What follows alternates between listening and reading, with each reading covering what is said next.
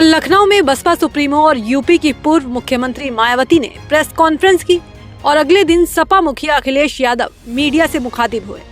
मायावती ने भी केंद्र और राज्य सरकार के खिलाफ मोर्चा खोला और आज कन्नौज सांसद अखिलेश यादव ने बीजेपी से लेकर चुनाव आयोग तक की धज्जियां उड़ा दी।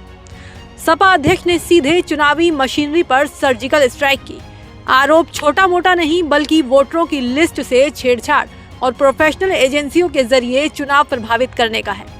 अखिलेश यादव ने खुलासा किया कि सरकार ने ऐसी प्रोफेशनल एजेंसियां हायर की हैं जो डेटा और कोडिंग के दम पर उन बूथों को चुन चुन कर निशाना बना रही हैं जहां समाजवादी पार्टी मजबूत है। सरकार ने कुछ एजेंसीज हायर की हुई हैं जो प्रोफेशनल लोग हैं, उनके दिल्ली, लखनऊ, देश के अन्य जगह पर बैठे हुए हैं और उनके पास पूरा का पूरा डेटा वोटर लिस्ट का है और वोटर लिस्ट के माध्यम से वो आइडेंटिफाई करते हैं और उन बूथों को आइडेंटिफाई करते हैं जिसमें समाजवादी पार्टी चुनाव जीती है। वहीं पर फॉर्म 7 बाकायदा भर करके प्रिंट कर करके भेजे जा रहे हैं। अखिलेश यादव का सबसे तीखा हमला रहा चुनाव आयोग पर। उन्होंने दो टूक शब्दों में कहा कि आयोग निष्पक्षता का ढोंग बंद करे और सीधे भाजपा का झंडा लगा ले। एसआईआर के माध्यम से बिहार का चुनाव उन्होंने जीत लिया। एसआईआर की बड़ी भूमिका थी माहौल बिगाड़ने के लिए, दबाव बनाने के लिए, मनोबल गिराने के लिए। बिहार के चुनाव को जीत लिया भारतीय जनता पार्टी ने। वेस्ट बंगाल में भी यही कोशिश कर रहे हैं एसआईआर को लेकर के।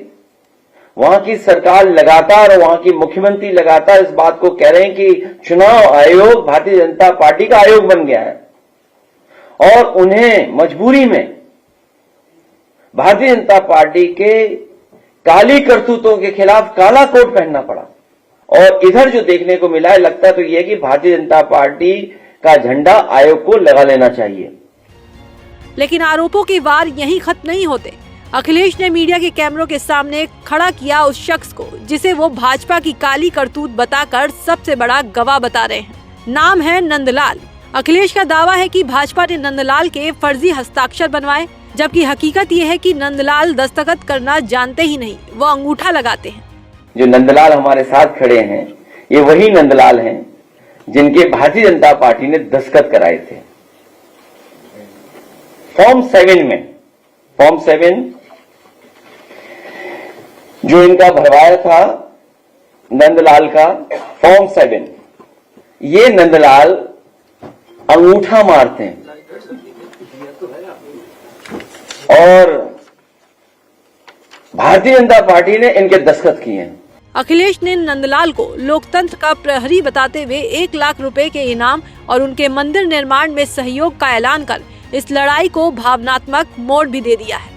1 लाख रुपए हम लोग इनकी बहादुरी के लिए और इन्होंने जो लोकतंत्र बचाया उसके लिए और जो सच्चाई हम लोगों के लिए सामने लाए। अब भारतीय जनता पार्टी के लोग पीछे पड़े हुए थे इनके। मैं 1 लाख रुपए और इनके मंदिर निर्माण जो कर रही है, ये बहुत ही धार्मिक व्यक्ति हैं,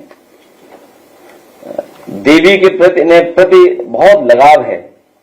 अपने गांव में ही, अपने घर पे ही मंदिर का निर्माण कर रहे हैं। सपा के इन आरोपों ने चुनावी निष्पक्षता पर बड़े सवाल खड़े कर दिए हैं। क्या वाकई डेटा और कोडिंग के जरिए जनादेश बदला जा रहा है या ये 2027 से पहले की एक बड़ी घेराबंदी है? जवाब जो भी हो, लेकिन अखिलेश के इस मोर्चे ने यूपी की राजनीति में एक नया युद्ध छेड़ दिया है।